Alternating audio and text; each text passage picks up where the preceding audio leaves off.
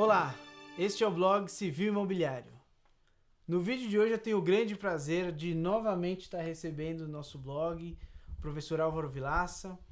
Professor Álvaro Vilaça, que é professor doutor livre-docente da Universidade de São Paulo, atualmente continua dando aulas na pós-graduação do Largo São Francisco, foi diretor do Mackenzie, da própria USP e é, desde 1999, diretor da FAAP, autor de centenas de artigos jurídicos e de mais de 22 obras, e exatas 22 obras jurídicas, mais ou menos.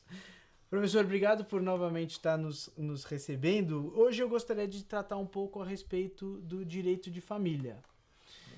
O senhor que sempre foi um grande estudioso do direito de família e eu lembro que inclusive na FAAP eu fui sorteado como obra sua, o Estatuto da Família de Fato. E eu li bastante durante a faculdade, eu gostava muito do seu livro. E acho que nessa última década, talvez essas duas últimas décadas, a gente tem percebido uma verdadeira revolução nesse direito de família. Talvez dos livros do Código Civil, o direito de família seja aquele que, o livro de família seja aquele que tenha sofrido as maiores modificações. Qual a opinião do senhor a respeito dessas grandes alterações que tem sofrido o moderno direito de família? Com relação aos impactos que o direito de família sofreu, eu cheguei uma vez, eu estava entrando na minha casa, ainda no Pacaembu, quando um entrevistador lá daquela entrevistadora de estudantes e tal, me perguntou sobre o que eu achava do novo projeto de código, novo projeto da Constituição. E eu disse o seguinte, que era realmente uma revolução, que 2 artigos da Constituição, 226 e o 227, tratando segundo da filiação, foram revolucionários de tal maneira que depois deles tivemos que fazer uma mudança completa nos artigos e na interpretação do novo direito de família que nasceu principalmente do casamento de um lado e a filiação do outro. Acabou filho adulterino, aquelas coisas que existiam retrógradas no passado. E o afeto, como você bem lembrou, ele é uma instituição de caráter social que existe hoje imanente no direito de família moderno. A tal ponto que o afeto, às vezes, sobreleva a situação de um parente biológico.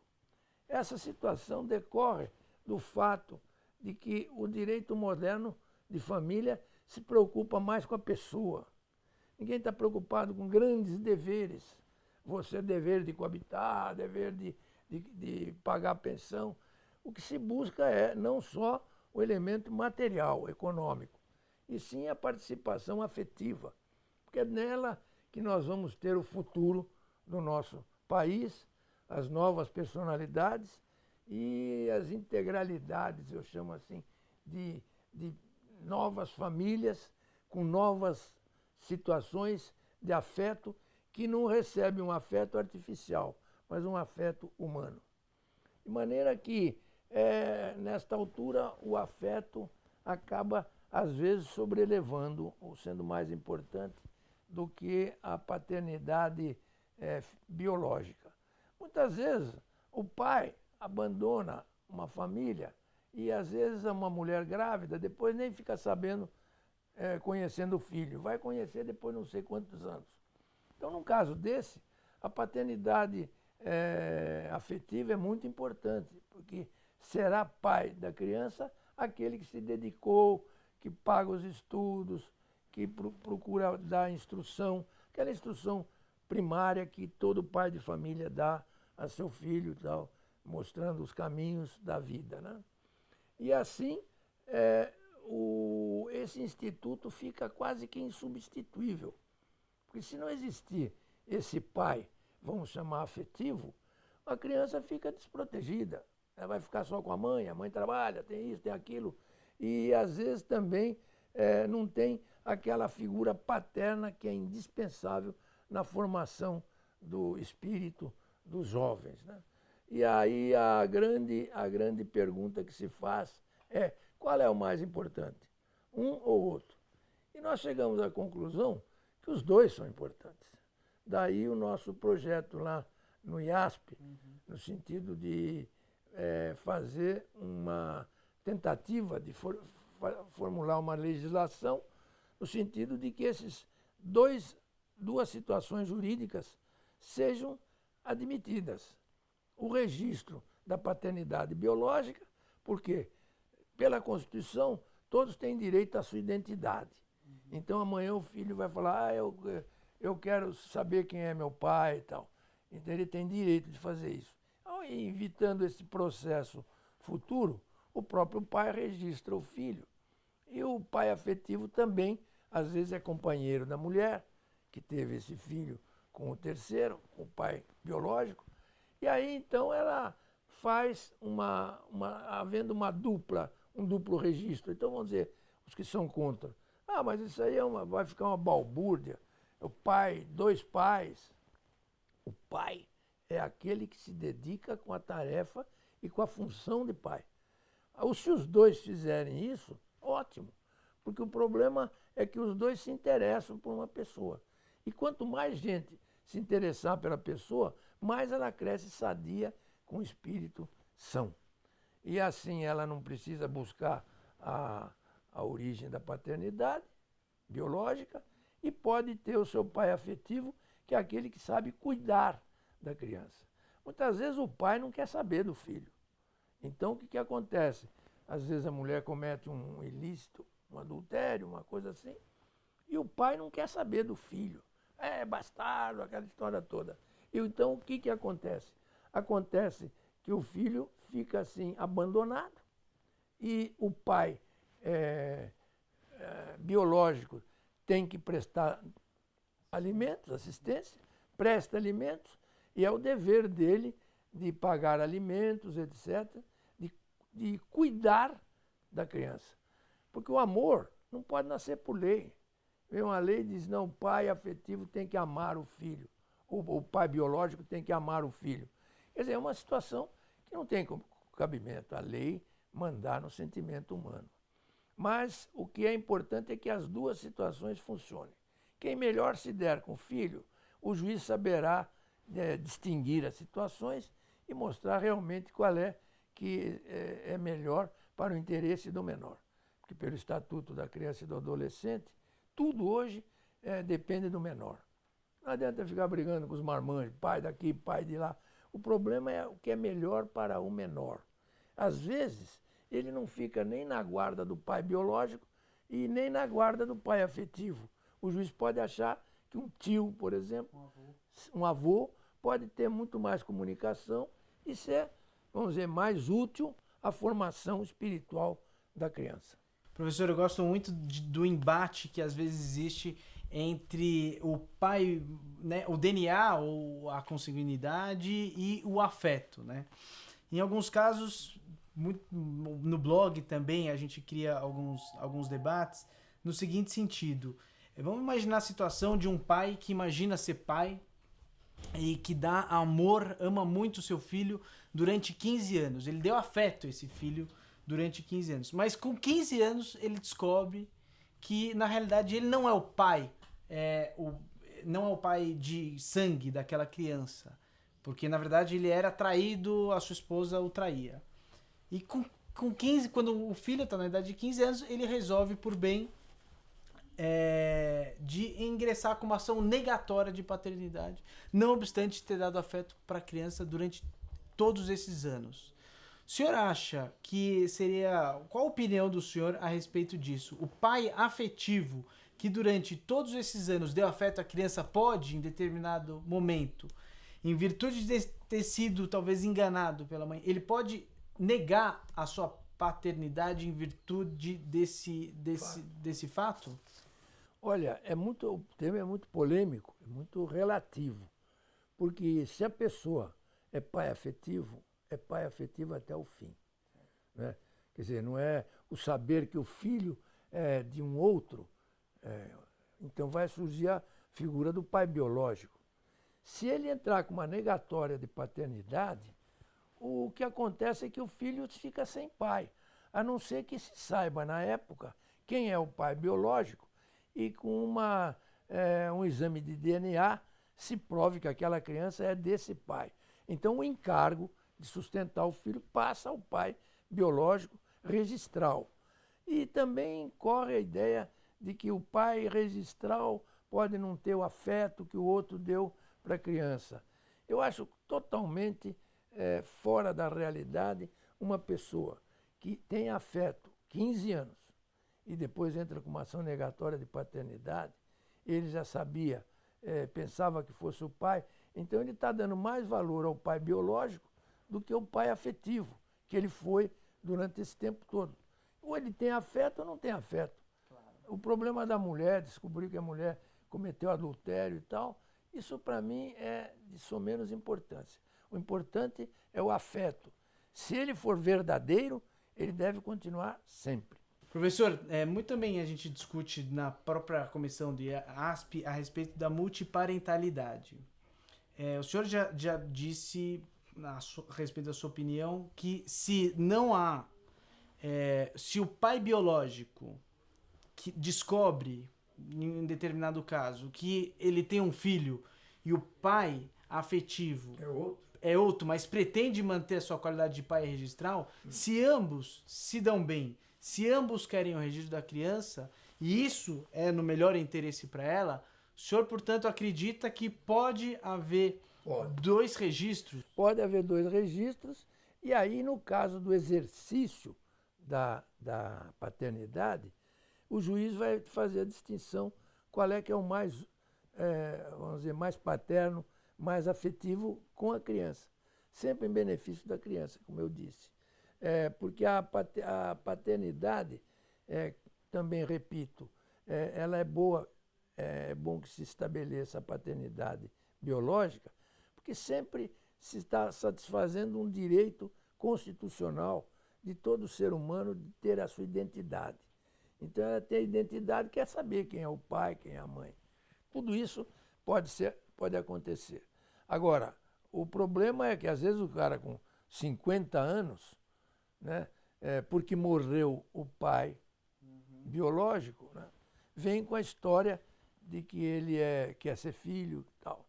Então, nesse caso, às vezes, também não é negada a identidade. O fulano aceita, fica declarado pai biológico, mas sem direito à petição da herança. Ele perde o direito sucessório, porque senão vai parecer que é um interesse econômico, né? Esperar 50 anos para ir brigar, para ser filho de alguém, para receber herança. Tá certo. Professor, para a gente finalizar a nossa entrevista, uma vez é comum, muito comum essa discussão a respeito do reconhecimento da união estável nos casais homoafetivos. O senhor, se não me engano, tem um entendimento que não é necessário mudar o texto da própria Constituição que fala que o casamento é uma instituição somente para homem e mulher. O senhor tem uma opinião que não é necessária alteração legislativa? Não é pelo quê? O artigo 226 da Constituição, ele não é taxativo no seu texto. Nem poderia o Estado, por meio de uma Constituição, dizer para o povo como é que ele deve constituir a sua família. Seria uma intromissão intolerável. De maneira que o Estado diz, existem tais formas de casamento. E se surgirem outras, que forem admitidas por lei ou por julgamentos, elas se incluem nesse elenco e o elenco vai engrossando. Por exemplo, o parágrafo primeiro, o casamento é civil. Segundo, o casamento é religioso com efeitos civis. É a mesma coisa que dizer que o casamento religioso é união estável, porque é um desrespeito total à religião. Eu acho que, como dizia Haroldo Valadão, existem estatutos extralegais.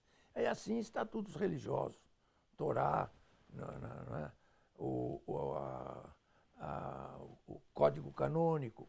De maneira que essa posição, eu sou favorável a transformar o casamento religioso, fazer ele voltar à situação que era há 3.000 anos atrás. Existia autonomamente. Não precisa ter registro civil, porque senão é casamento civil. Não é? Por exemplo, o casamento religioso com efeitos civis pode ser pedido o divórcio.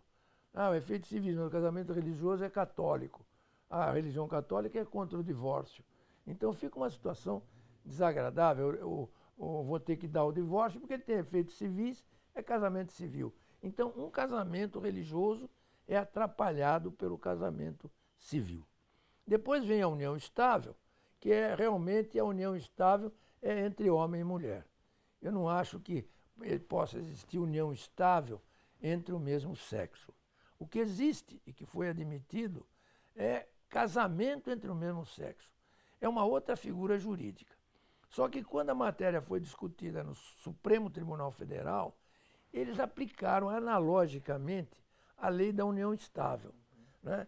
Mas analogicamente quer dizer naquilo que couber, desde que sejam protegidos os interesses dos homossexuais. Quer dizer, tem direito de previdência, tem direito a financiamento de imóvel comum, participação em plano de saúde.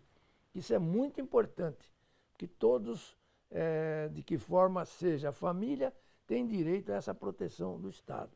Acontece que, passando na frente do Supremo Tribunal Federal, o Superior Tribunal de Justiça declarou válido o casamento entre duas lésbicas. Então, nesse momento, o Superior Tribunal de Justiça criou o casamento homoafetivo. Quando criou o casamento homoafetivo, ele o fez independentemente de transgredir a Constituição, porque ele cabe nessa enumeração do artigo 226, que foi o que acabaram os ministros concordando com essa ideia. Não precisa, então, haver uma reforma da Constituição para poder uma espécie de casamento ser admitida. E também devem outras espécies ser aí elencadas, porque o ser humano merece uma proteção, principalmente em face das religiões. Porque as religiões, desde o passado, 3, 4 mil anos, sempre foram a base da família. Seja com Deus plural, Deus singular. O que interessa é que a família vive com regras morais, religiosas, que devem ser respeitadas na sua comunidade. Isso é muito mais importante do que o país inteiro saber que o fulano é casado ou se vive em união estável. O respeito dos seres dentro da sua comunidade. E assim, então, pode, por exemplo, a família muçulmana. O fulano pode casar com 4 mulheres. Isso aí agride o texto da nossa legislação. Mas o casamento não. O casamento pode ser realizado, por exemplo, no ambiente religioso, né? De acordo com a lei muçulmana. De tal sorte que assim nós teremos uma abertura total, que a Constituição garante o interesse religioso, abertura, liberdade ao pensamento religioso, dando assim uma maior evidência à participação do casamento religioso, que no meu ponto de vista é o casamento mais importante que existe em todo o sistema jurídico, porque toda família é a base do Estado. Se a família não existir, o Estado vai ruir. Nós temos visto isso. Quando a família entra em decadência, o Estado geralmente muda de situação de governo e perde a sua estrutura de soberania até às vezes. E assim eu acho que nós estaríamos albergando várias espécies de casamento, o respeito à família, a sua escolha, a sua atuação comunitária, para que tudo seja futuramente alguma coisa livre e espontâneo, nada forçado. Fulano é obrigado a se casar, casamento civil. Ninguém pode ser obrigado a se casar no casamento civil. Há pessoas que não querem se casar, não querem nem no religioso. Então ele vai ter uma família que não tem casamento, não tem união estável, não tem nada, pode ser um celibatário. Ele é família, ele tem direito à proteção, inclusive do bem de família, porque ele não pode ser afastado da sociedade. Claro, continua em famílias. Professor, muito obrigado pela sua entrevista. É sempre bom vir à casa do senhor, dar uma olhada nas obras que você tem nessa biblioteca e ouvir um pouco do conhecimento que o senhor tem para nos transmitir. Muito obrigado pela sua entrevista. Muito bem. Muito obrigado, Alexandre. E apareçam sempre quando quiserem.